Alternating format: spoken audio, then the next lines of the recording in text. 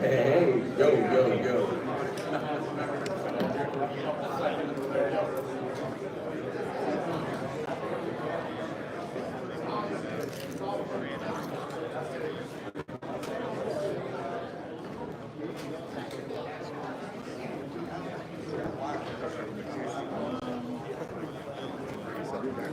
It's up to you. You're being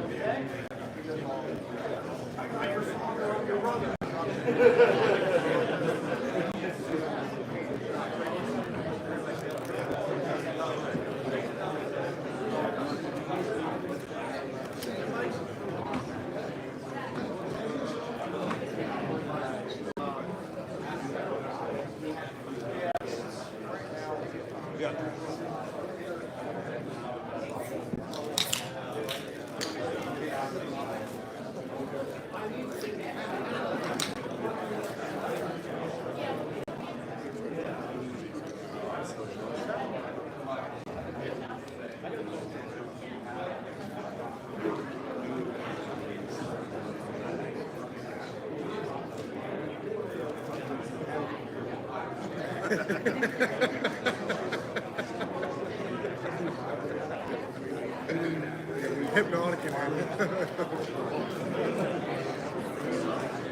Really like 10 feet, 20 feet. Shoot racing projects up on the street.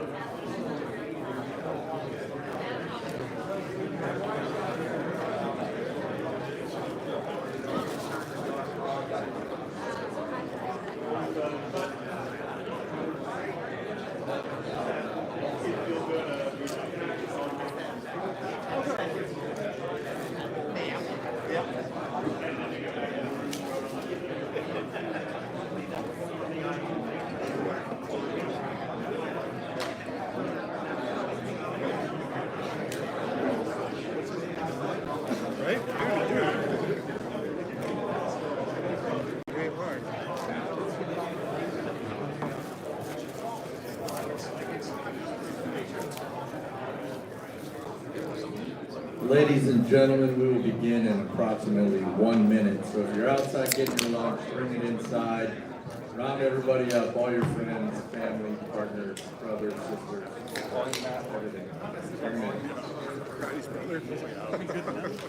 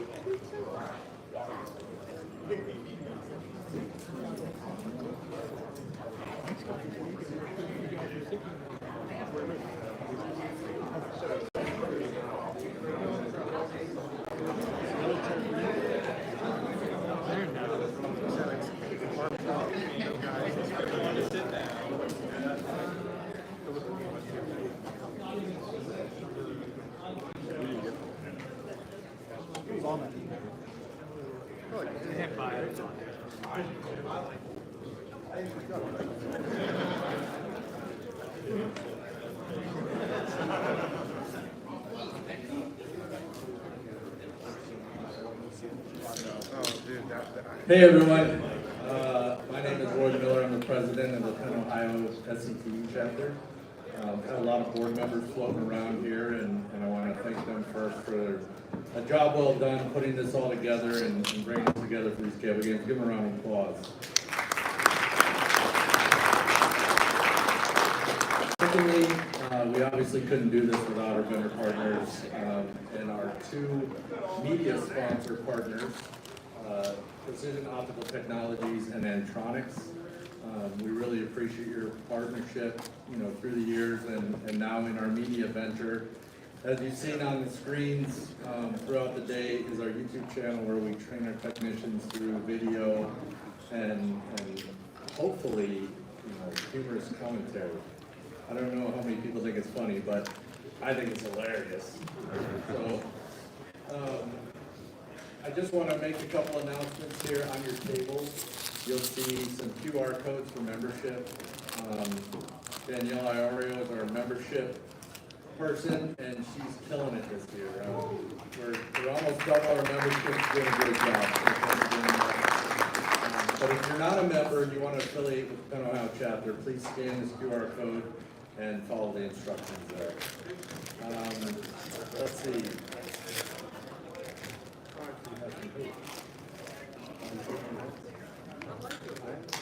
I'm giving away hats. I didn't know that, but I don't know. Somebody told me I'm giving away hats. We'll see. But we do have some really important stuff going on. This year we got some really fantastic news to share. We created a program a few years back where we went into the community and sat with partners like Ford Road CTC and Mr. George Carnbar, our instructor over here on the left, to get high school students interested in cable telephony technology. And we started a program with National here, and they say it's their idea, we beg to differ. But, we're getting credit, good. Yes, love it. Okay, good. I thought we were fighting. But, not on this. But, yeah, so we went into the community, partnered with Forbes. He had 63 students sign up to take participation in the DPI course on construction, and 57 of them were active. And we have our first ever graduate of the Broadband Premise Installer course, Mr. Robert Ray, over here on the left next to George.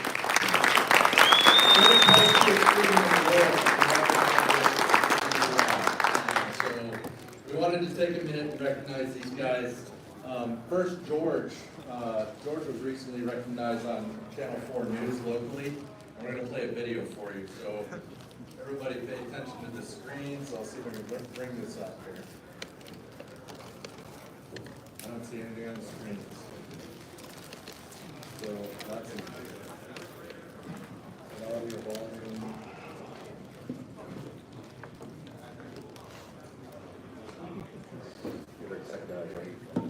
I hit play, but nothing's coming up on the screen. Go to sleep.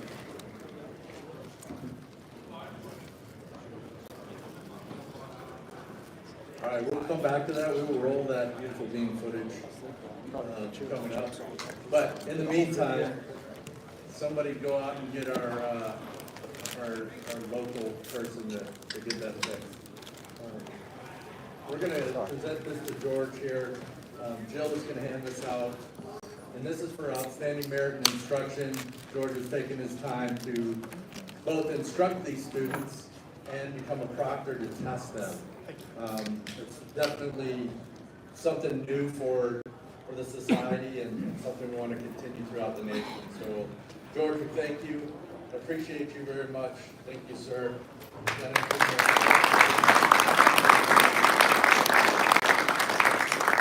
I just want to say thank you to Joe and Roy and Mike, Paul. This is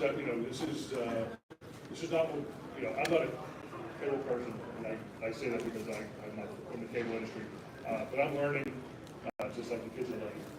So I appreciate their support.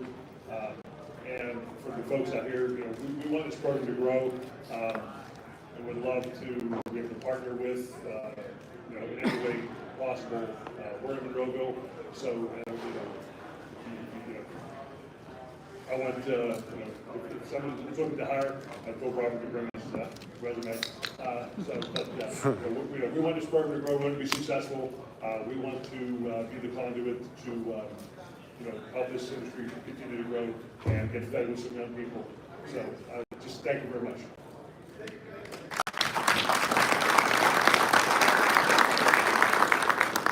I just want to add that the program is still in flight. We did the first year, we still have 56 other students in the pipeline. So if you want to go out and just help support them throughout the next year, go in, talk to them, encourage them, show them what the real life of a technician is, please go out there and spend some time with the students. You guys are the ones that will help make it real to them. George can tell them everything under the sun, but they need the real practice of it all. So they need your help to make this successful to continue with this. So please go out. Thank you, Joe. George.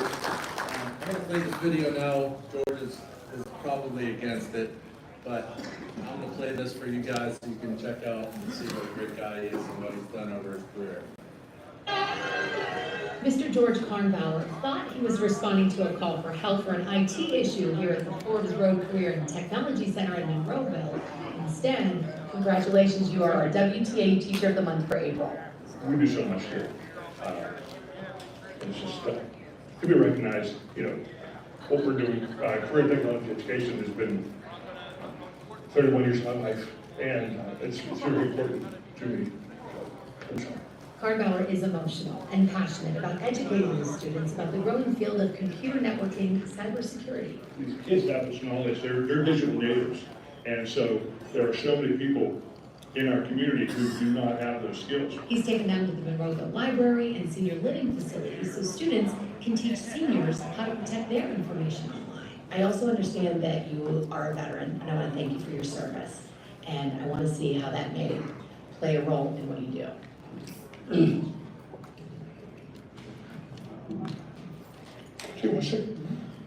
Kornbauer served in the U.S. Navy as an aviation electronics technician. Thinking of my son. His one son serves in the U.S. Air Force. His other son is a nurse at UPMC Children's Hospital in Pittsburgh. They live a life of service to their community and their country. Our country is constantly being attacked, and in ways that we have no idea. Kornbauer teaches students how to use their computers as a way to protect our country and our identities. Instead of creating ways to block hackers on, they act as the hacker, think outside of the box to find ways to hack other people so we can make defenses that protect people. I think that's where I'm from. And Mr. K has taught me a lot of things that I have found interesting, especially with computers. His students are being prepared right now when they leave school that they're going to be able to find careers. And so that's what impressed me with Mr. Kornbauer. Our nomination led to this special award for Mr. Kornbauer and this $1,000 check from Closets by Design for him to use in his classroom. These young people, they need to have an education that's going to propel them into the future. And so I think teachers, are the conduit to get them where they want to go.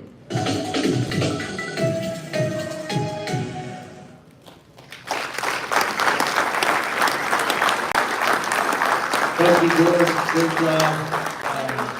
Now, without any further ado, we would like to present. That's why I'm Chief Technology Officer.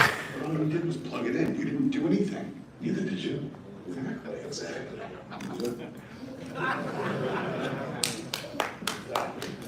Anyway, without any further ado, we'd like to present Robert with his broadband premises installer certificate. Robert,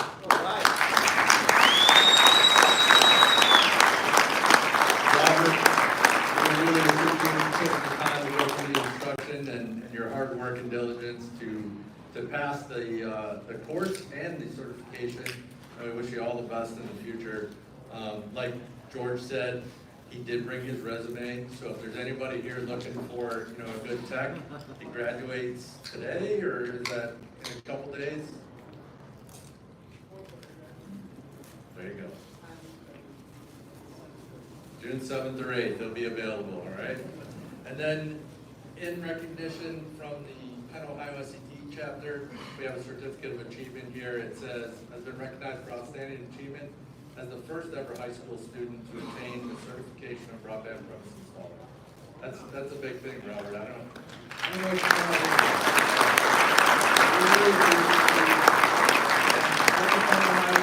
we're going to get your membership into our society, so we will connect with you and George later on so you can have access to everything we have to offer, and we wish you the best of luck. Thank you. Another round of applause.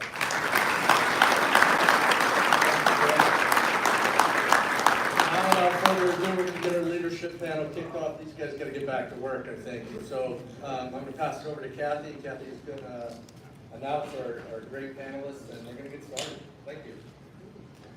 Nice job, Roy. Round of applause for Roy. Okay, gang, we're here today to talk about leadership. So the Penn-Ohio chapter did a survey. So what do you want to learn about? Obviously, through SCTE, we have great technical training, and many of you are enrolled in that, and we're participating in the games here today. By the way, who's going to win? Okay. They were quickest to raise their hands, if that's anything. So we've assembled a wonderful panel today to talk to you about leadership. And we're not going to stand up here and just talk to you. Y'all said you want to hear about leadership, so we want to hear from you. We're going to ask questions of the panel. So start thinking now about the questions you're going to ask these people. I'm going to let them introduce themselves. Before I start that, I've met many of you here today, but I'm Kathy Fox. I'm actually with Point Broadband. Many years in the industry, though, with Adelphia Cable and with Comcast, and now working with Point Broadband out of Auburn, Alabama, with a lot of my friends from the cable industry. So it's been a fun journey, and I was thanks to Mike Odell for asking me to come up here today and see everybody and spend some time with the great leadership panel. So I'll just I'm going to introduce the folks, and then I'm going to make them tell you a little bit about themselves. So as you hear them talk about themselves a little bit, think about, oh, this is what I want to know for him, or this is what I want to know for her. So I'm going to start on the furthest away from me because he's got a fantastic voice that we all want to hear on the microphone a little bit, I think. Mike Sammons where are you from, sir? Armstrong, maybe? Armstrong? Yes. I want to hear him talk a lot. We give him a mic, I don't think he's going to take it away, but he's going to repeat us. Thank you, I appreciate that. No pressure on the voice. I'm the Vice President of Field Operations for Armstrong. We put butts in trucks, highly skilled butts in trucks, and delivered a fast, friendly, and effortless Armstrong experience. Thank you, Mike. And I'm a huge Browns fan. Go Browns. Yeah. Somebody shut Mike's mic. All right, next up from Comcast, we have Virgil King. So good afternoon, team. My name is Virgil King. I am the Regional Vice President for Comcast in the Keystone region. Often I tell my teammates I'm the head cheerleader. Most people that I work with don't know who I am, what I do, since we have such a vast region from northeast to southwest. But I've been in the cable game, I would say, for about 26 years. I started my career back in 1998 as a contractor installing Prime Star, DirecTV, and Dish Network. So that's how I got my start as a cable lead. Thank you, sir. Up next, we have also from Comcast, Angela Churchill. Also, I'm just going to pitch for a recent Betsy Magnus Leadership graduate as well. Thank you very much. I appreciate that. I just graduated last week, so I don't know that I have shared too much yet, but thank you all for having me today. I have to say, this is my first time at this event. I am now a new member, Danielle, so I am taking your lead, and it is amazing. I am the Senior Director of Marketing, Operations, and Analytics for Comcast Business in the Keystone region. I started at Comcast 12 years ago, completely new to the cable and technology industry, and can't get enough of it. And one of the things I like to share about leadership and what I've done is at Comcast, other than the job I was hired for, every one of my promotions since then, the job did not exist before I had it. You have to have the vision to create your path, and I like to share that with people, so we'll be sharing a little bit about that today with you.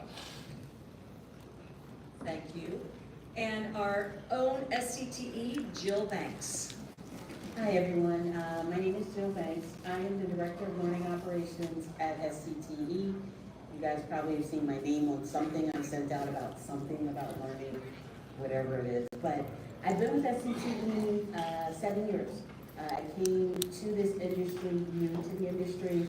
I didn't know a whole heck of a lot about telecommunications other than I had cable and it worked. And that's about it.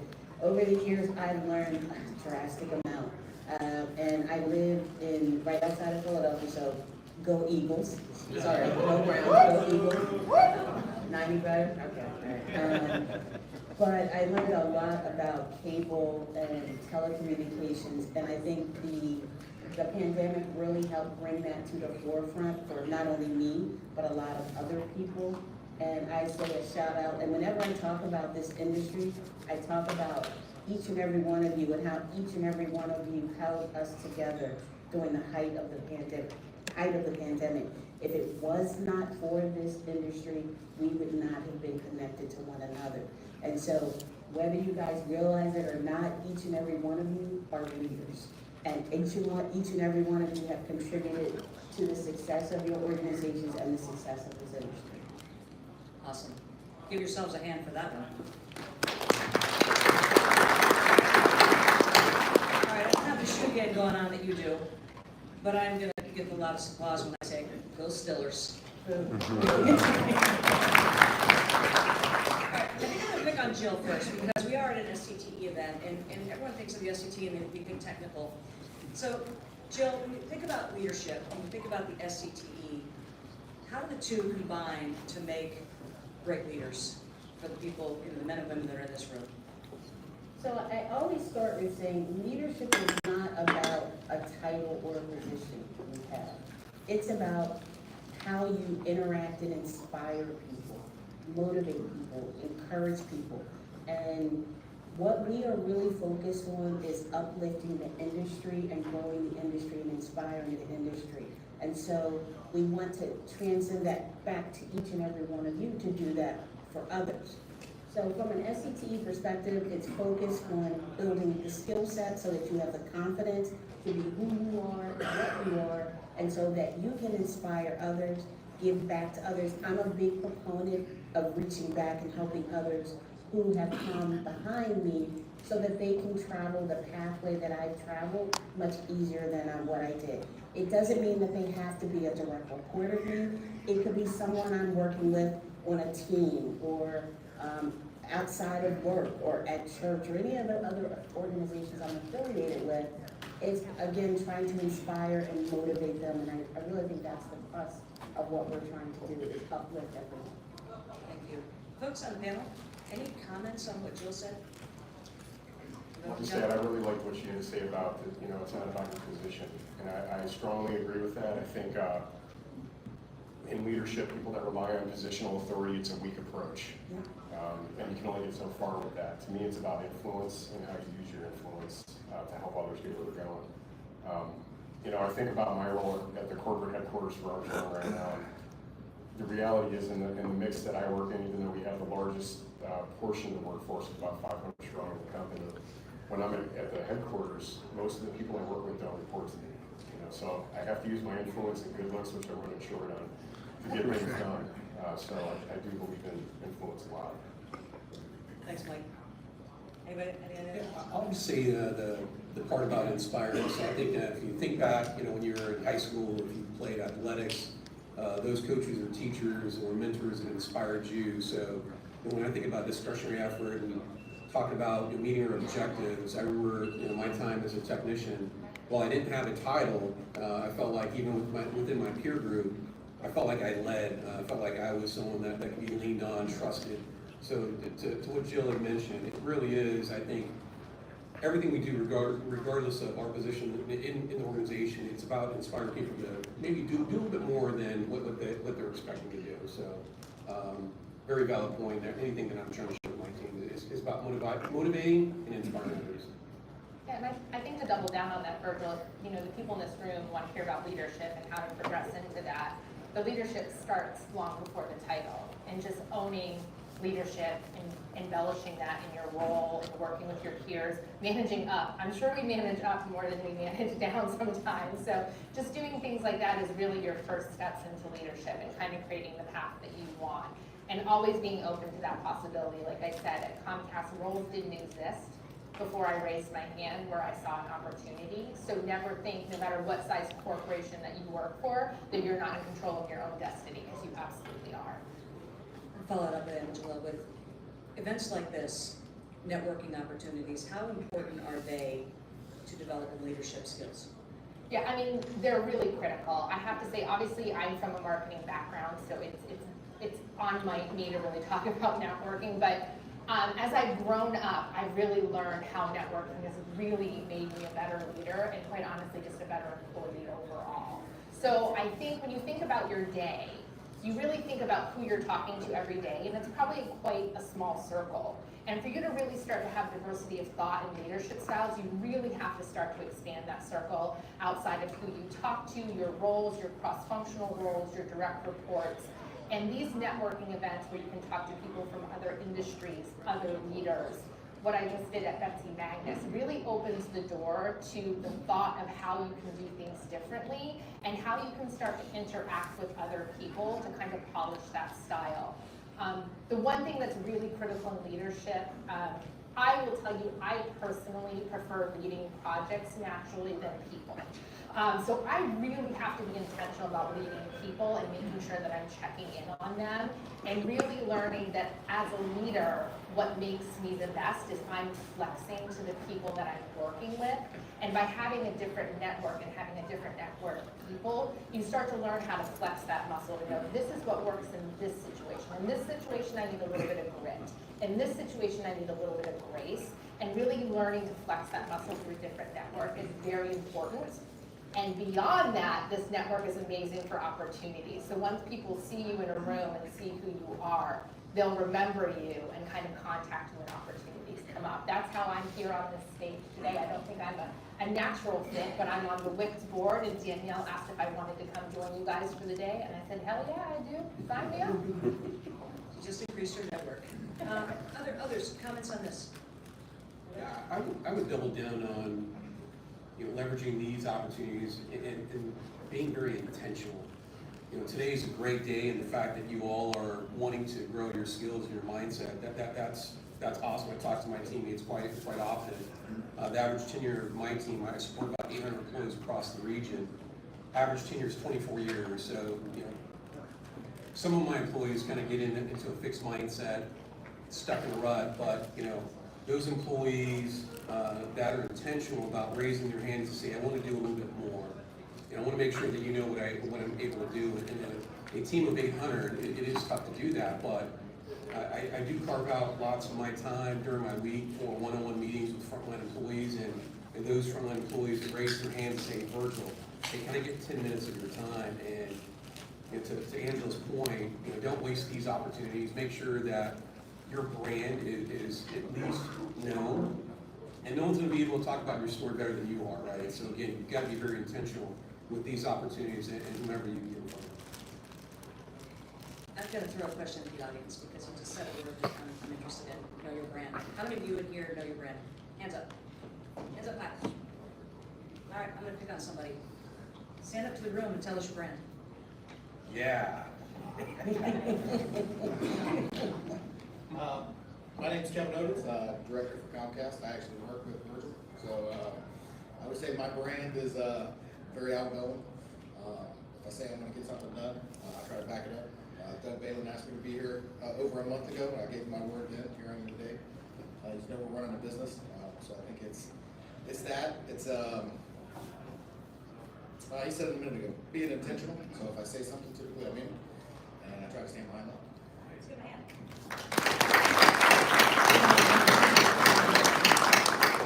Easy to pick on. If you're in the front and you're wearing pink.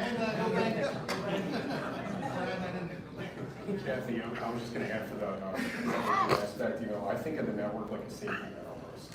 It's peers, colleagues, but more than anything, it's access to subject matter experts. I don't know a lot of this stuff, I have a lane that I'm in, and I rely on my network to help educate me and make sure I'm not missing anything on the other areas. The only thing I want to add to it is be willing to step outside of your comfort zone. You have to. I shout out, where's Robert, the student that we just recognized? This is outside of his comfort zone. As a 17, 18-year-old coming into a group like this, not even graduating from high school, this is very intimidating. So you have to be willing to do things that make you uncomfortable. That's how you grow. You cannot stay in your niche, in your comfort zone. It will not help you in the long run. You have to.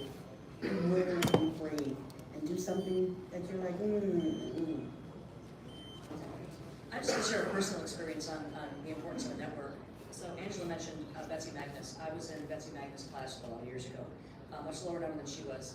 And the reason I have the job I have today, because Comcast wiped out about 300 of us in Comcast business headquarters back in December. I said, okay, I'll start looking for a job. I actually got the job because of my network. It was a guy I worked on cable swaps with back in the late 90s, and one of my Betsy Magnus classmates who said, hey, come to work. We've never worked together. And that's how I got the job. So it's not just about growing within the company you work today, because sometimes those things change. Ownership changes, roles change. But that network is the ones that are going to pick you up and help you find your next role when you are intentional about meeting those people. So I got another question for the audience. How many of you met 5 new people today? How many of you met more than 5 new people today? Those of you that didn't meet any new people today, be intentional. Make sure that you meet at least 2 or 3 more people today before you leave here. Whether they're with your company, with another company, one of our vendors, and they're great people to know and to build your technical knowledge, build your network. I'm going to throw the question. I'm going to look at Virgil. When you are getting ready to promote somebody to lead people, what do you look for? I think Mr. Kay said earlier in his interview with that news broadcast, I'm looking for someone that is in service of others first, right? I think you have to be good at your job, and I was making fun of Kevin. They shouldn't give him a fusion splicer because he's going to mess things up. But as you're looking to grow your career and lead what I call in a bigger playing field, you've got to be good in your role, right? So that kind of goes without saying. How can you lead others if you're not good in your craft? And I never once said that I wanted this job that I have. I think I've had some really strong leaders, champions, and sponsors in my corner. But I do think that I'm afforded this great opportunity to lead this team because I'm in service to others. And I think when you have that service mindset first, your team knows who you are, what you're about, what your North Star is, and you know that I've got your back, right? So I think all things after that, the technical prowess, getting the stuff done, moving the widgets, I think that all comes in play. But again, if you know that your leader has your back in the service to you, I think the rest of that stuff just kind of fits into it. Great answer. And being in the service industry where you're taking care of customers, and if you see that in your people, you know you're taking good care of customers where you're taking good care of your employees. Folks, other comments? What do you look for? Next person you're going to hire to be a people leader. I 100% agree with what you said. It is not about the specific technical aspects, because you can teach that. It's what's in you. It's those interpersonal relationships and building relationships and how you can interact with others. Because at the end of the day, you have to have their back and they have to have yours. Because your team, even though you're hiring a leader, you're going to rely on them to do some things.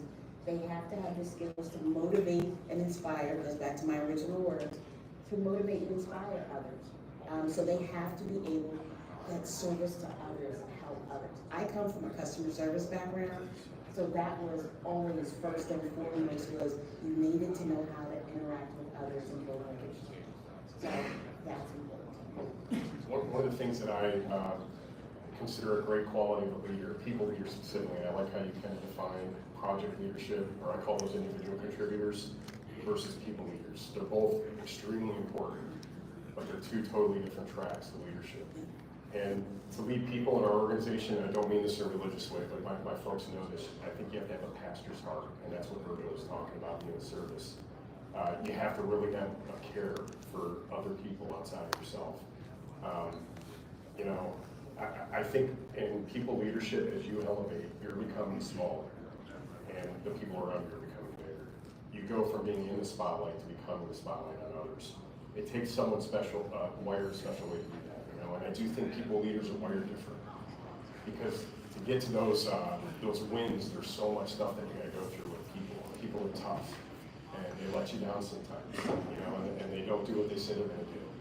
But you gotta go through all that and have the heart for that kind of disappointment, for the little wins when someone gets that job, or when that kid graduates and gets that certificate, or when, you know, someone gets that certification or that promotion. Those are the awards that I think drive good people leaders. We're just wondering if that's how we get to know things. But then also to encourage them when they make those mistakes and have their back and say, you know what, yeah, you made that mistake. It's not the end of the world. And what did you learn from it? And not to lose your cool when that happens, because again, you're there to help support and grow them. Because sometimes that's a little difficult, especially when it's a big mistake. I would just like to dispel kind of the myth that you have to. We can't hear you. Here we go. Can you hear me now? I think mine died. Here. Can't silence me, nice try. Speaking of that, one of the things I'd like to dispel as a myth as a leader is I think a lot of people, when we talk about inspiring people and being able to communicate and visionary, they think that that person is loud and extroverted and all of those things. And while you sometimes may have to flex that muscle, that's not who you have to be all the time. How you inspire people and how you get to that place of being that people leader needs to be authentic. And only you can really define that. I would say what makes somebody a really good leader is somebody who learns from other leaders but doesn't parrot. And that's a big difference on how you do things. And I would also say, I always look for someone who's naturally curious.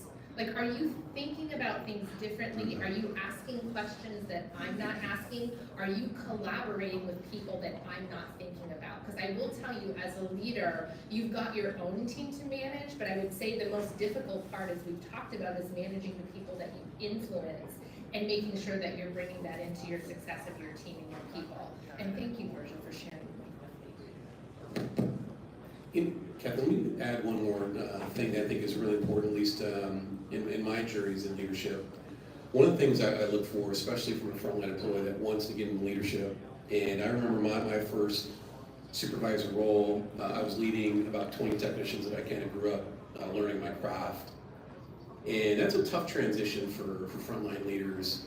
They already know them, they want to be liked, want to be respected. And the one thing that I certainly look for in a new leader is the willingness to embrace conflict. Leadership is not easy, it's a sacrifice, it is a tough gig.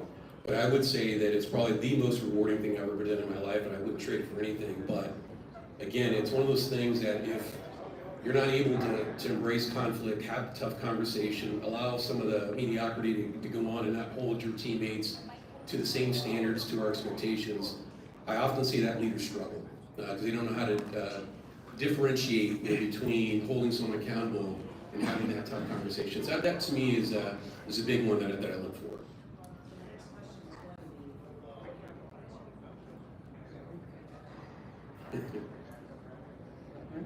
There's three more over there, Kathy. Grab another one. I'm loud enough, we don't need one.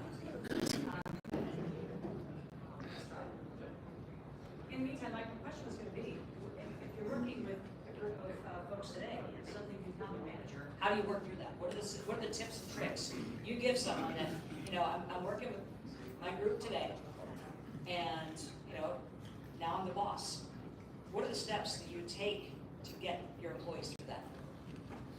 I'll share that for me, having been through that several times, I think one of you mentioned this earlier, but I think one of the most important aspects is that before that day comes, you're already behaving like an informal leader. So those guys are rooting for you when that opportunity comes up, and you've already been setting the stage. There's still a transition no matter what, but I think when you're an informal leader and you're transparent, people will have your back and understand that you're going through a change. There is some hard stuff about that, to back up what Virgil was saying there. It's not easy being in leadership sometimes, and I remember even things like as trivial as who you're friends with on Facebook. That's an issue now when you're in leadership, and that's the kind of, when I say you're wired different in leadership, you have to be willing to take out other people's perceptions. Your intentions aren't good enough anymore. We assume that you're high integrity and all those things if you made it this far, but now you got to be willing to take out other people's perceptions, and that's tough. That's a great answer. Anybody else want to comment on that?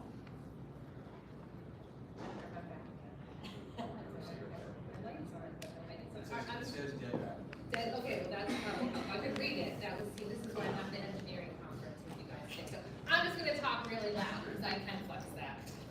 I would say also, I do think that's one of the tougher situations to get into, is to move from the team that you're part, I got 2 mics now, you guys are so in trouble.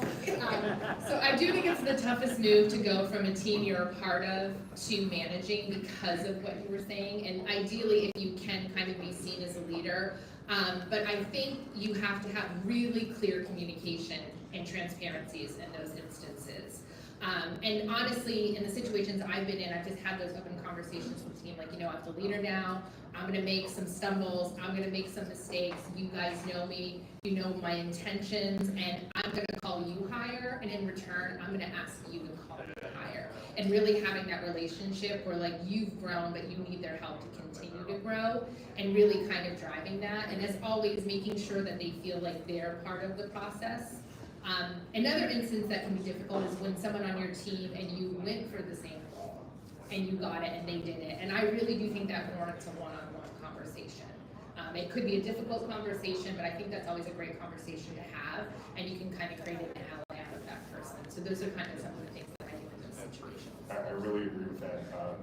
Taking that head on, and I think that kind of ties into what Virgil was saying about not being afraid of conflict.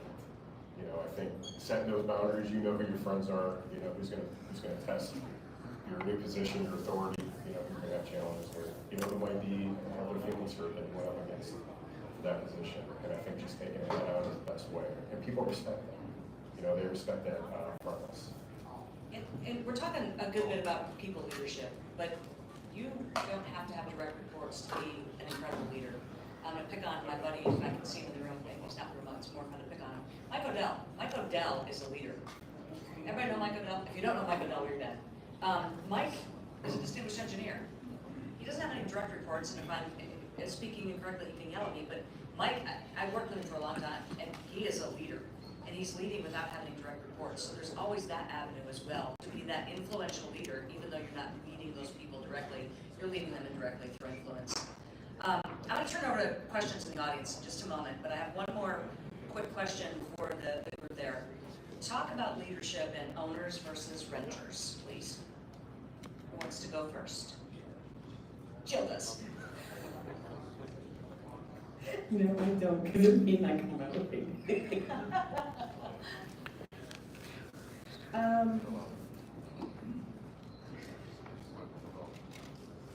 as a leader, you have a responsibility to your people, to the organization, and to yourself. And you really have to come at it as the perspective of, this is your business, this is your group, this is your team. And I always put myself in their shoes. How would I want to be treated if they were my leader or my leader was talking to me? So I treat everyone as if we're all a part of the bigger picture, the organization. I seek their feedback, I engage in them, but sometimes there's situations where I have to make the decision, and I'm crystal clear with that. I have that conversation with them at all times, but I also make sure that they have a seat at the table when we're having open conversations, and that their input and their influence is incorporated into any decision making that I do. It is important that we own it as opposed to passing things off to others. You have to step up and be accountable, and if something goes well, I pass that on to the team. It's not mine because I couldn't do it by myself. There's no way under the sun I could do half of the things I could do without the help of my team. But on the flip side of that, if something goes wrong, I take responsibility for it because at the end of the day, the buck stops you. And so that is my mantra pretty much all the time. My guys know through thick and thin, I'm going to fight for them till the end of this. I have all meals. I will fight for them and be much louder than anyone could possibly be for them at all times. But on the other side, if they mess up, we will have a conversation, but we work through it collectively. So, Thank you for taking one. Yeah, I'll jump in on this. Ownership versus renting, to me, it's about a sense of proprietorship about your business. And I believe that starts with the leadership. It's in our behaviors, you know. And I love what you said about engaging the employees and asking them for their feedback, their ideas, their input. That creates owners. You know, our behavior and our actions create many owners all over the company. And I'll tell you, I feel so blessed to be at Armstrong because I'm surrounded by proprietors. Everybody in this room that has an Armstrong shirt on cares deeply about the company's success and the success of the person standing next to them in the company. And I'm very fortunate to lead a team like that. Especially when I got my buddy Virgil here coming from my customers over in Poland, Ohio. These guys care about that and they're fired up about it because they're proprietors. You know, and I think that makes a big difference. Renters, they're just watching the news headlines. They're not in the fight. You know, they're just in it for the paycheck. And what happens tomorrow doesn't matter. Owners, it's totally different. Very passionate, very dedicated, very committed to the cause. And I think you bring up a good point there because I think what makes someone an extremely effective leader is that it starts to organically spread throughout the organization. So as a leader, I have to own the messaging, I have to own that. But when I've really made my impact is when I see my team owning that and standing up for each other and holding each other accountable and calling each other higher. So creating an environment where people feel psychologically safe to do that and have those conversations is really impactful. So you have to own things, but I think understanding on your team who is an owner and who is a renter and how that flexes your team and how you have to flex as a leader to respond to that is really, really critical. I will tell you as a leader, one of the hardest things to do is when you get a message and you may or may not agree with it, but you're going to own it now. But finding an authentic way to own it. So you can't say like, hey, guess what came down from corporate today? But you also want to say to your team, like, this is what's happening, here's the why, this is why I think we can benefit from it. These are some obstacles that I want to be on the lookout for, and I'm going to need you guys to pull together to help me push this through. And kind of being open and honest about it, but really having that ownership, and then really trying to drive that ownership to go organically in the team. I love what you said right there, and I just got to jump in on it real quick. I think it is so important for leaders to take ownership of the tougher messages. yeah. It's easy to be the leader when there's good news. Hey, great news, we're getting good raises this year. Congratulations on that promotion. But who's going to stand in the fray when it's a tough discussion we have to have? It's more important than ever, I think, to take ownership in those moments, and if you don't do it, you're giving away all your authority. Okay, so great panel of leadership. You've got an opportunity to ask them questions, and you all wanted to learn more about leadership, and I'm certain that we did not ask all the questions and answer all of your questions. So, who's got questions? While we're warming up, I just want to let everybody know this is not a Busch Light as much as I would have liked that. It's a can of water. It's a white clock. Those are fighting words. Okay, questions for the panel? Anybody? All right, who in the room is not a people leader today, but wants to be? Couple people? Okay, I'm gonna pick on you. What question have we not answered that you would like an answer to? Yeah, I did. Okay, who else wants to go? We have to have a question for this panel. Yeah, go ahead. So who are leaders? So what is the greatest challenge you've had to overcome as a leader? Anyone picking? Who's going to be older? Go ahead.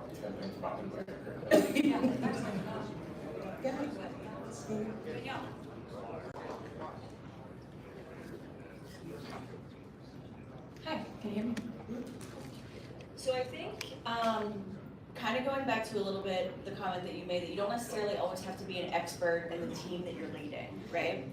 And I think leadership, you can be strong in leading a variety of teams, kind of regardless of your background. There is some versatility that comes. I think in leadership, sometimes when you are going into a new industry, so I'm in construction, I don't have a construction background. I know that other people can kind of relate who have hopped around with their career a little bit. There's some effort there in building that credibility, but I think a lot of the focus and the skill set and the ownership and the relationship building is part of what makes that transition possible. So I think, you know, I know that we have a lot of people here from a frontline technical perspective, and I think a lot of people think about leadership and I'm gonna move up as a supervisor in that realm. I actually think that you can even potentially think bigger than that because there's a lot of versatility that comes. There can be that challenge with building credibility when you do that, but it's going back to the growth mindset, taking risks, can be a really, really cool thing as well. I think she talked a lot about taking the risk and making herself uncomfortable to go into that construction role. Remember when you did that? That was a big deal. Other people in the room.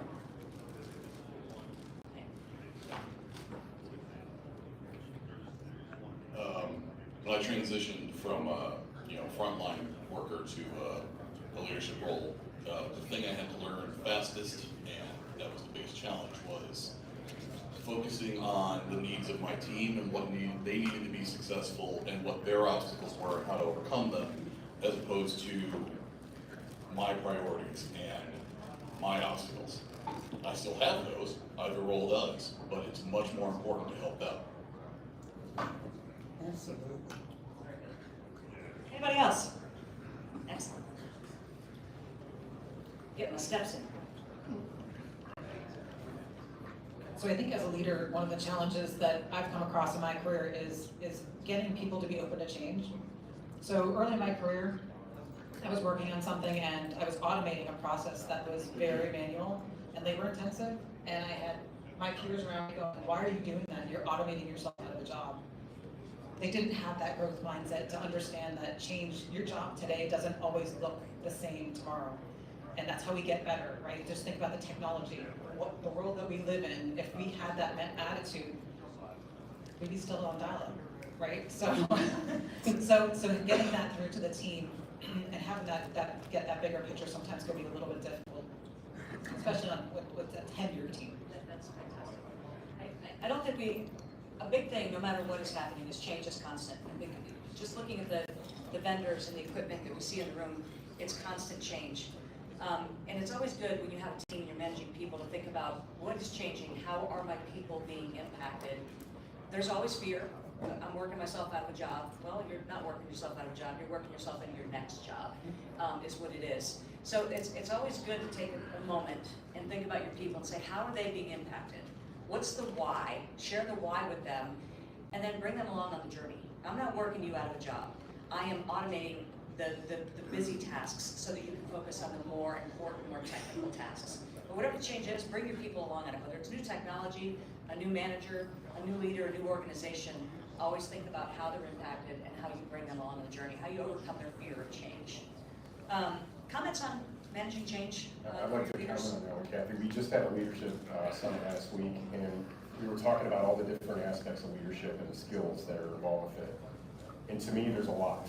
There's a lot there and a lot to discuss, but one of the most important aspects that we discussed, it kind of all culminates into this, is being that agent of change.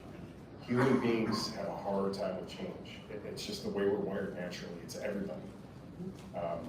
But someone to step into that change environment and know the way, go the way, and show the way. You know, that's what it's about to me. So all the effort that you put into rapport building, relationships, investing in others, helping them get where they're going, at the end, it's all about building enough trust that they'll follow you through a change environment. For me, when I think about that question you asked about the toughest leadership moments, I thought those were amazing answers, and I could relate to every one of them. Kind of coming at it from a little bit of a different angle, instead of topical, more situational. The one that just stands out to me, you know, and I might have a little PTSD from this still, it's the pandemic. You know, and it's, you say that now, it's like a 34-letter word these days, but when you go back to that first week, that first month of the pandemic, you know, where I knew all these guys in this room are thinking about, what are we doing? How am I going to be safe? and, what's the way forward on this, and not having all the answers, and worrying about people's safety. It wasn't just a business decision, we were talking about health and safety, and worrying about our customers, and, the elderly woman living on her own with phone service that goes down, and how we can help her, and navigating all that. But I'll tell you, I hope we never go through anything like that. That's a t-shirt I never want to get again. To me, that was the toughest leadership moment I've ever been through, and also one of my proudest when I saw how our team rallied together to come through that. And I really felt the support of the team behind our decision making. I'm proud of the decisions the company made. Comments on managing your teams through change? I think today's environment is a difficult one. So I spent a lot of time on the road. Nicole and I are out and about. We've got 24 different FMAs within the region. I think I've spent time with about 8 or 10 of them over the last 2 months. And one of the first questions I get is, what's up with my job security? Right, so you talk about navigating through some tough times and some tough questions. I think all the things that were said today about connection, relationship, trust, having each other's back, I'm not going to give the corporate answer, but I'm going to give my team my perspective on what I believe and the cards that I think we're holding. I think they're really good ones. And my challenge to the team is if you continue to focus on the things that you have direct control over, control that, be good at your job, bring value to the team, bring value to the table, we're going to navigate through this tough time, right? So certainly agree with Mike's point about the pandemic, but I do think that we're living in tough times today, and our teams are looking at us and how do we navigate through these tough times. So, Virgil, you must have been in my brain because you took half of what I was going to say. In my career, prior to coming to SCTE, I worked in the insurance industry. I worked for basically one company for 28 years and went through 6 mergers and acquisitions. 6. And maintained each and every one of them. And the piece that I always told my staff was, you do X and you do it well. Focus on executing and focus on the pieces you can control.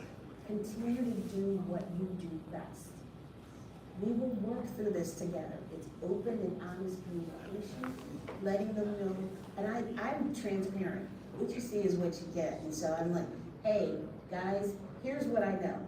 And I will make it as simplistic as possible, but I will also be honest and say, there are pieces of this conversation that I can't talk to you about, but I tell you everything that I can, and I walk them through how they can be better, do better, how they can make this work, and focus on the things that you can control. You cannot control who signs what, and if this deal goes through, or this change happens or it doesn't. You can't control that. So do the things that you do well, execute extremely well. If you have a moment where you want to holler and scream, come in my office and holler and scream. It's okay. It's between you and I. And then you get it off your chest, and let's go back to doing what we do next. Great answer. I know we're just about at time. I just want to look at the audience and see if there are any questions for the awesome panel before we start to wrap up. And I have another question for the audience, for those of you that are leaders or want to be leaders. How many of you have a mentor? Is there anybody here in the room that's looking for a mentor? You want to raise your hands? My point would be, if you are looking for a mentor, there's a number of people here today that you might want to connect with and say, hey, I'm looking to grow in this area. Get a mentor. They're wonderful people to bounce ideas off, to talk to you about their journey and work through things. So having a mentor or mentors, multiple ones, is a great thing to think about as you want to start to increase your leadership, increase any skills that you have in your toolbox. So I'm just going to thank the panel here for doing an awesome job. Please give them a hand.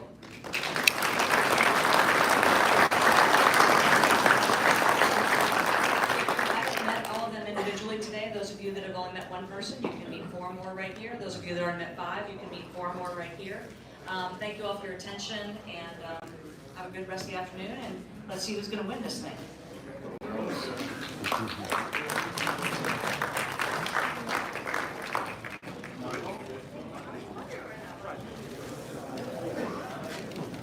Thank you, panel. We appreciate you coming out, giving us your time and your thought leadership. Everybody's going to be better for it tomorrow. So Again, thank you. Thank you, Kathy, for everything you did there. And I want to make sure that everybody sticks around. We got some cable games, medals to hand out. And I just want to throw another thank you out there to the MSOs, Comcast, Armstrong, all the smaller telcos that are out there that give us an opportunity to work in this industry. Thank you for your support. A few minutes, Mike's going to come up front. We're going to do some cable games medals, and then we'll give out some door prizes. Thanks.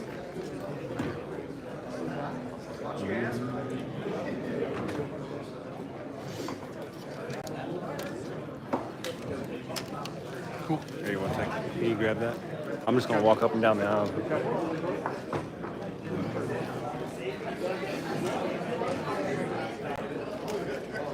Great. I loved it.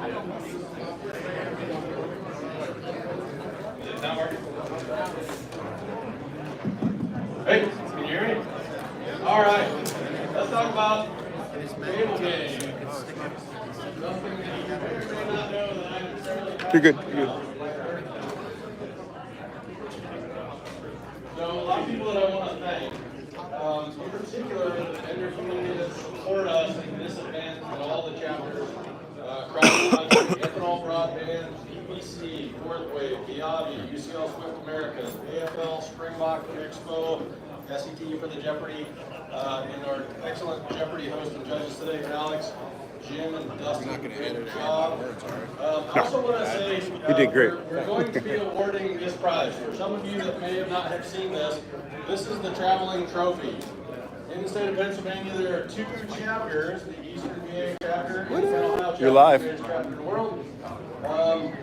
But I do want to thank those guys from making the trek over here this morning from Philadelphia, and Lisa Curley, the president of the EPA chapter. Thank you guys for participating. When we started this 4 or 5 years ago, it was really just to promote that interstate rivalry. We're all friends. We respect and encourage each other.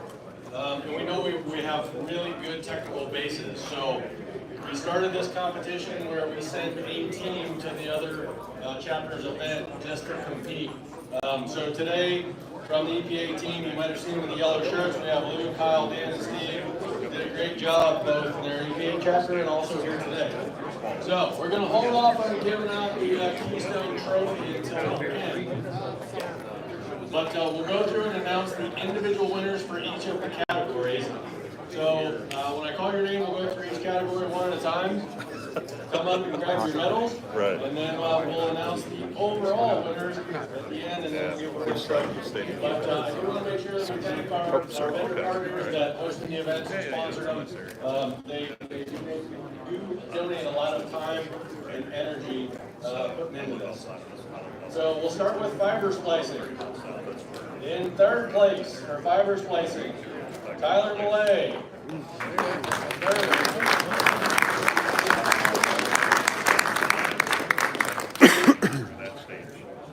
In second place, this was super crazy close, Gerald Hutchinson, Hutch, in second place with a time of 1 minute 12 seconds.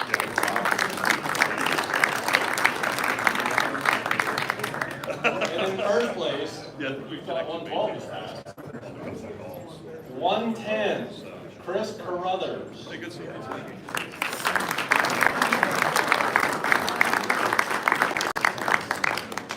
Where's Chris? I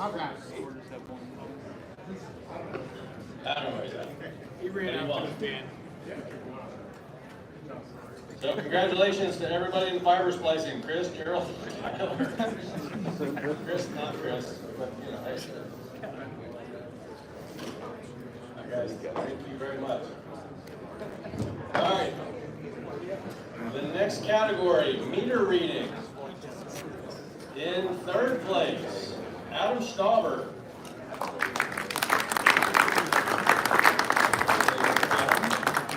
In second place, Dave Pritz.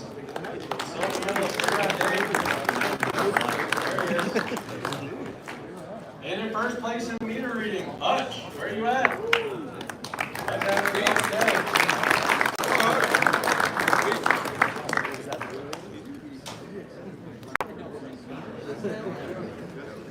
Stacking them up.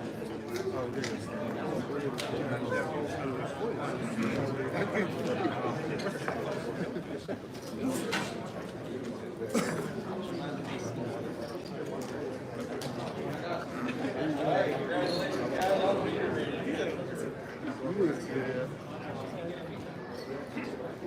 up, we're going to do Cable Jeopardy. In Jeopardy in third place, Dave Rich. I'm waiting for you to set that. I was watching it. In second place, Wade Rue.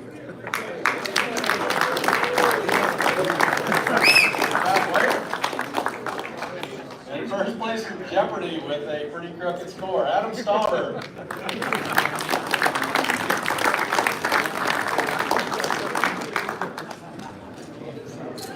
Adam hung a pretty big number. It wasn't quite the Penn-Ohio record, but it was close. So you're first.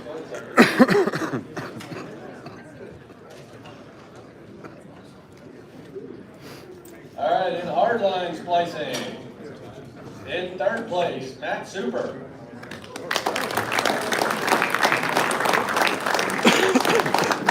Your arm's done shaking yet, Matt? Your arm's still shaking? In second place, Brad McMahon.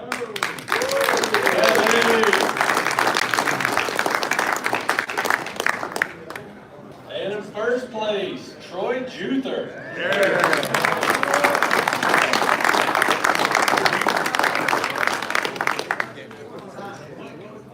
I don't have it in front of me. I'm going to bring that.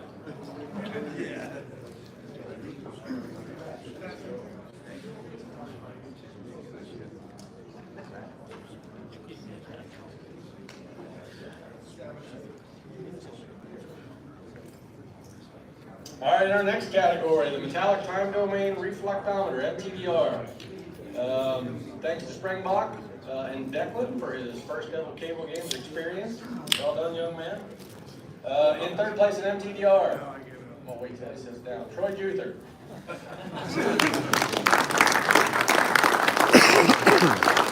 In second place, Adam Armstrong.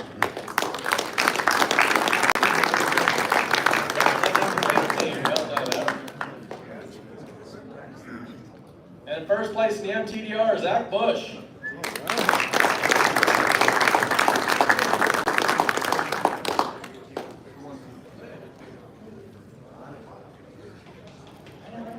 If I have them, I'll send out the times if anybody wants to see them. I have them all recorded. I promise. Okay, next, OTDR. All right, third place in OTDR, Adam Jeffco.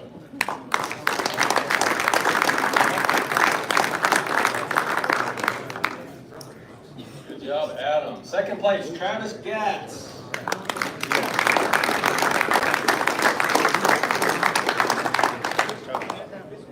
And first place in the OTDR event, Brad McMahon.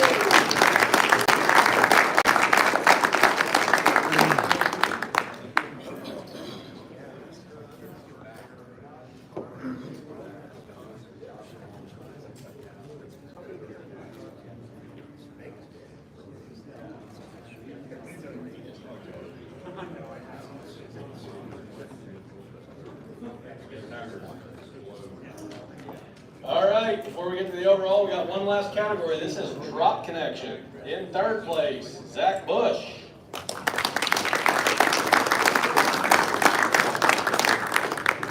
In second place, Don Keller.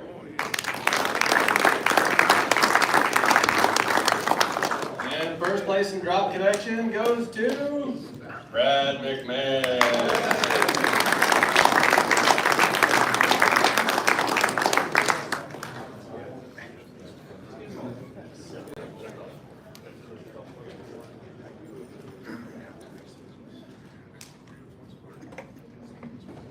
All right, and now for the overall placings. And this person, so the way this works is the chapters in our region that host a Cable Tech Games, the winners of each of those games go to our regional representative, who's here today, Mr. Mike Kohler, and the top two finishers in the region will get an expense-paid trip to Expo to compete in the International Cable Tech Games. Penn-Ohio has a long history of folks that have gone to Expo to participate. A lot of them are here today. So we've represented this chapter very well for a long time in that space. So, without further ado, in overall, in third place today, Dave Pritz.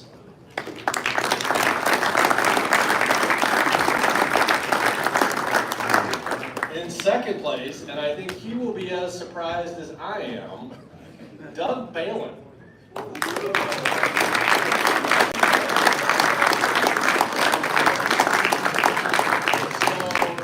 We had the pink team was largely comprised of leaders from Comcast today.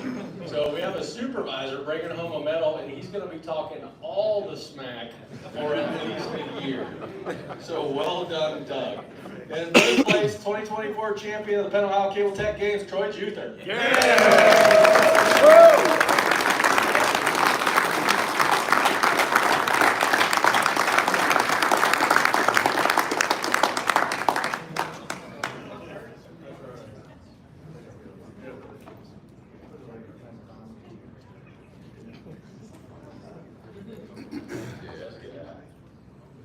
Congratulations, and again, thanks to all that showed up and participated today. Turnout was extraordinary. We had 8 teams, including the team from EPA. That's the best participation we've had at this event. We're lucky enough to get the beautiful RLA facility today. Had a great panel leadership, excellent vendor turnout. Appreciate everybody coming out and supporting the event. Without further ado, it is time to award the Keystone Trophy. The top team, now again, this is a team competition, not an individual competition, so the scores were added up for the entire team, and the lowest score actually won.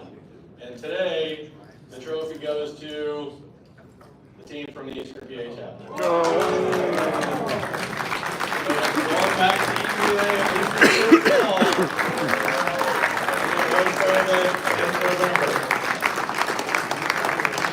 Congratulations, guys.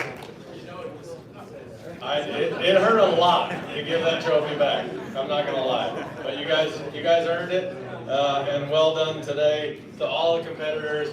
So Penn-Ohio teams, get ready. We're going to Philadelphia in the fall to bring it back.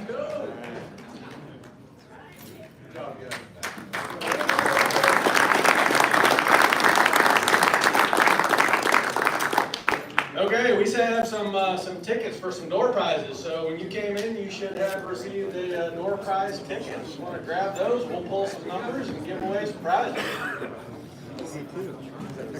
Our first prize is Fine Tools. Thank you, Ted. Bluetooth speaker. Wait, this one looks broken. I think I need to take it home and check. I'm just kidding. I didn't either.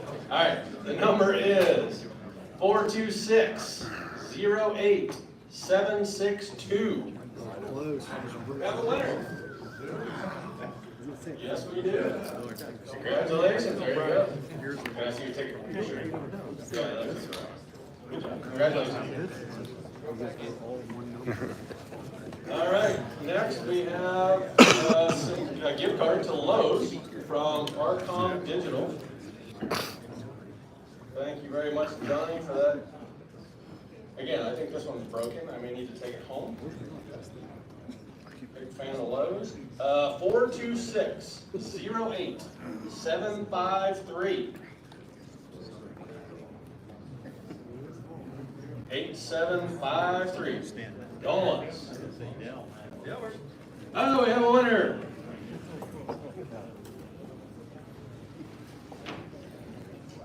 Fantastic. That looks like 8753. Yes, sir. Thank you. All right, for the golfers out there from Hellerman Titan, we've got a nice sleeve. Callaway Super Soft. Super long, super straight, super soft. I don't know that they will help my golf game, but hey. 426-08743.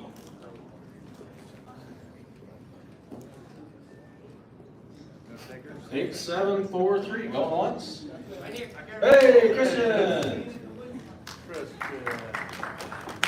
Activities will be scattered all over Madison Golf Course later this summer. Speaking of which, our Penn-Ohio golf outing is, what's the date? July 24th. Mark your calendars at the Madison Golf Club this year. So we are switching courses, but it's a very nice course. That's my birthday.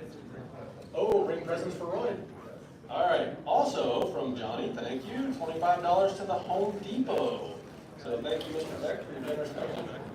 426-08786. 8786. Anyone? Anyone? Going twice? All right, plug in. All right, again, $25 gift card to the Home Depot, where doers get things done, apparently. 426-08818. 8818. Hey, we have a winner. All right, thank you very much. Happy shopping. Thank you. All right, next item up for bid is, what do we have? Oh, speaker and a charger, generously donated by Todd Crosby, President of Precision Valley Communications. Thank you, Todd. And the winner is 426-08769. 8769. Hey, we have a winner. Okay, folks.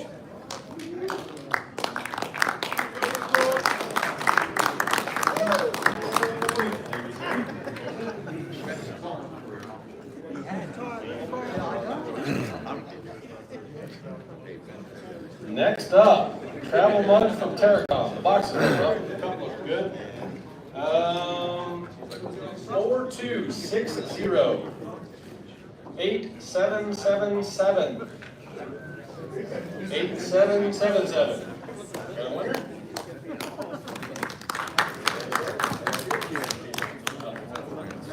Wow, we got piles of gift cards.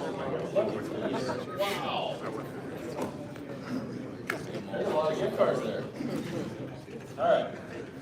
Well, let's start handing these puppies out. You just hang on to the joke, guys. Just hang on to the, yeah, we'll pull your number and you can take your pick of gift cards. 426-08808. Run on up here and grab a gift card. Is it beeping?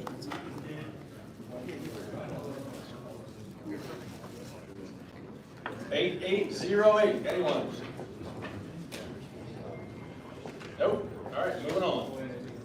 Next, 426-08782. 8782. Hey, we got a winner. All right, fantastic.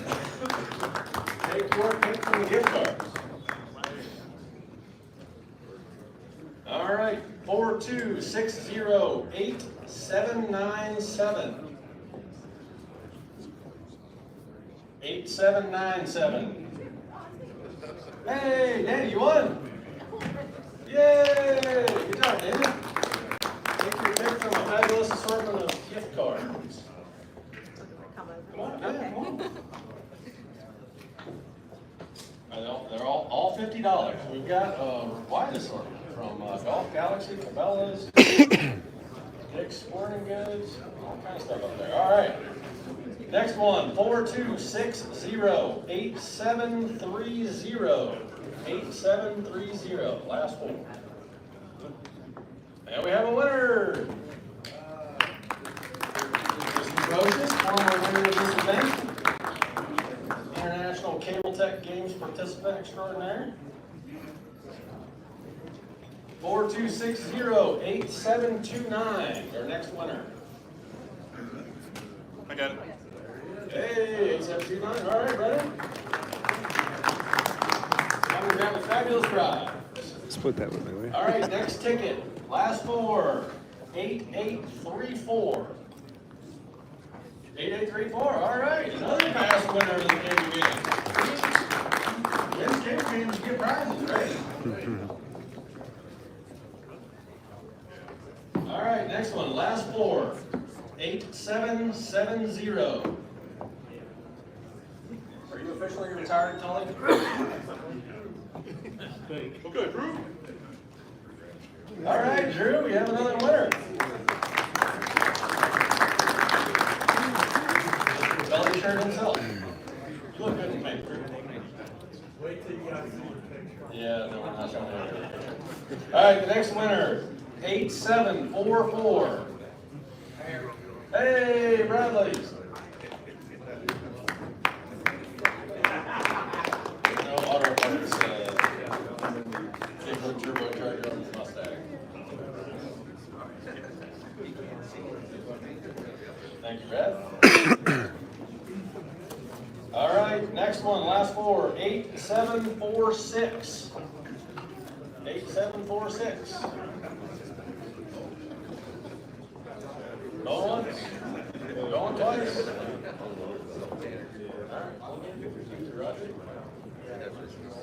Last four digits, 8760. You know that guy? Is he wearing a pink shirt?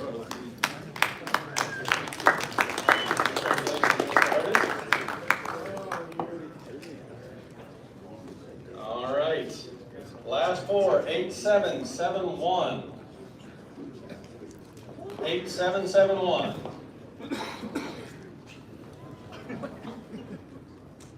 Going twice? No. All right, last four, 8763.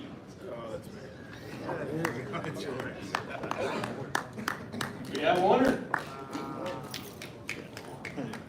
All right, we got what, 5 left? All right, just dwindling down. Last four, 8767. 8767. Bradley? That's you. All right, got a winner. You're winning everything, man. You should buy a lottery ticket.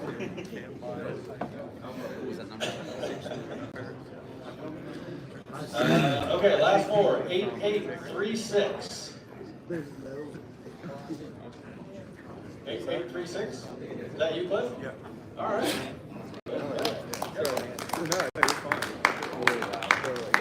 All right, last four, 8820. 8820. Going twice. Okay. All right, last four, 8738. Hey. Somebody's a flag. All right, good one. Yeah, me too. 8738. As long as it matches it. Going twice. Keep picking. Let's give a hand to our fabulous assistant here, the legendary Mr. Roger Hughes.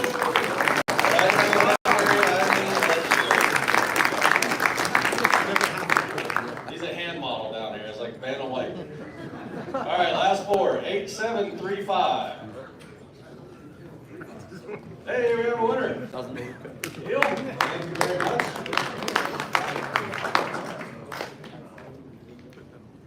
Card trick. Pick a card. Any card. Don't tell me what it is.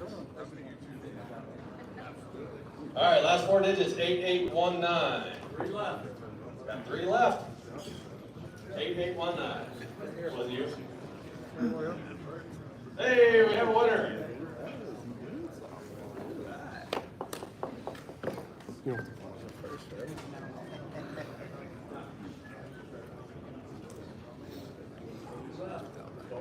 Two left. Hopefully there's some golfers out there with the ticket ending in 8780. 8780. Hey, we have a winner.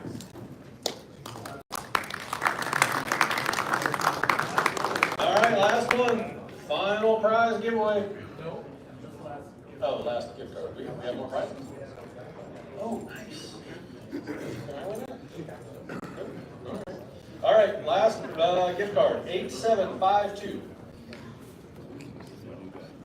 8752. Going twice. Next number, 8787. Yes, 8787, last four. Yes, like that.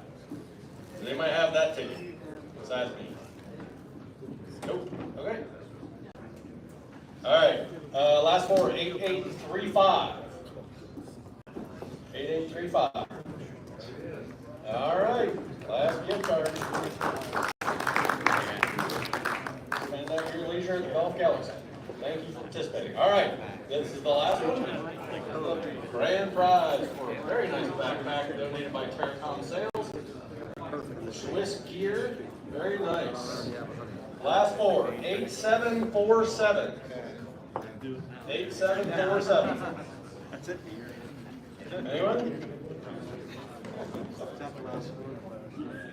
Okay, nobody wants to win a really nice backpack.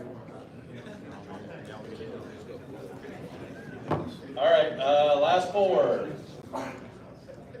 8761. 8761. Hey, we have a winner. All right. Okay, just a couple of final announcements. Make sure you're registered. We have the QR codes all over the place. Make sure that you attended, participated in the leader training seminar today, the panel. Make sure that you go on SCTE.org and register your attendance for that. Go toward your training. Also, if you didn't scan and register when you're here just as an exhibitor or as a visitor, make sure that you stop on the way out and see our fine folks at the registration table right outside the doors to make sure you capture your registration. Also want to thank the Penn-Ohio chapter leadership, Mr. Miller, all the board, for all of the hard work and effort that goes into making today what it is. We're truly excited to have everybody here to share it with us. So thank you, and have a great rest of your day. Hey Mike, if you want to drive real quick to the YouTube channel, I just want to make sure we get that back up. I've been playing most of the day, but I just want to tell you who's responsible for this, and that's Mr. Mike Liddell. He came to me, several months ago, said he wanted to take a new approach to training. He said he realized that technicians don't have the time to sit in class for 4 hours a day. Quota comes, bosses want to get them out in the field. He's like, we need 15 to 30-minute training opportunities, and this is how I want to do it. I looked back at him and I said, Mike, no. We don't have the money for it. We don't have a way to support that in our chapter. There's no way we can do it. And he's like, come on, man. I think this is really the way to go. And we found $3,000 to give it a trial run. We went ahead and we made it happen. God bless you. And now we're supporting it with our media partners. Again, Intronics and Precision Optical Transceivers technologies now held in. I get confused. But yeah, so if you're a vendor and you want to take the opportunity to get some of your content up on the screen, out to all the people, this isn't just happening here in Penn-Ohio, this is happening across the nation. We got people watching everywhere. We just hit 10,000 views and 200 watch hours. We're well past that now. They put out big guys like me up there. So there's opportunities to train, find new things that you haven't seen before. There's some funny stuff. Roll that beautiful blooper footage there, Mike. No, I'm just kidding. But, we can get you guys in there too. There's no reason why we can't do a series where we come out, we spend, a half hour with you guys in the field and, see what you're doing. Talk to the other techs. We can do all kinds of things. It's an endless possibility here, and I'm kicking myself for not realizing it in the beginning. But again, Mike, you did a great job, and our partner over there, John Bush, give it to him for Maximum Overdrive. Him and his team produce the channel. So give these guys a round of applause for that.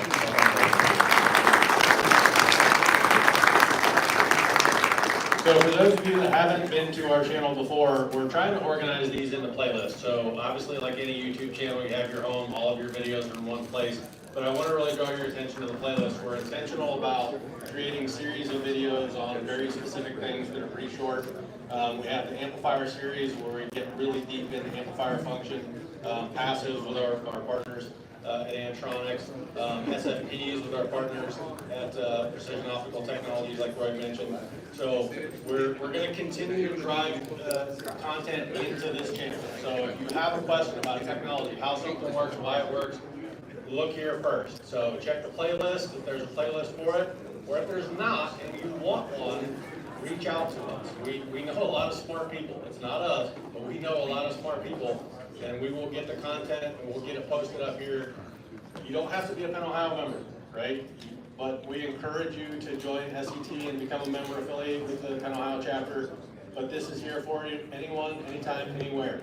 Visit John and the team over at the Maximum Overdrive table. They have some information and some cool stuff that they printed on their 3D printer. But this is the way we're going to invest in your technical future, is through this YouTube channel. So all this work, all this effort, all this energy that we're doing is for you guys to have these resources at your disposal on your phone when and where you need them. Okay? So if you're not logged on, don't forget to like and subscribe and hit the bell. One more thing, we had a request for how to drill through the SCTE.org website. You could go there, Mike. If you want to look into the courses that are available, the training that's available, and we have a video here that tells you, but even more importantly, we go straight to the website itself. If you could, real quick.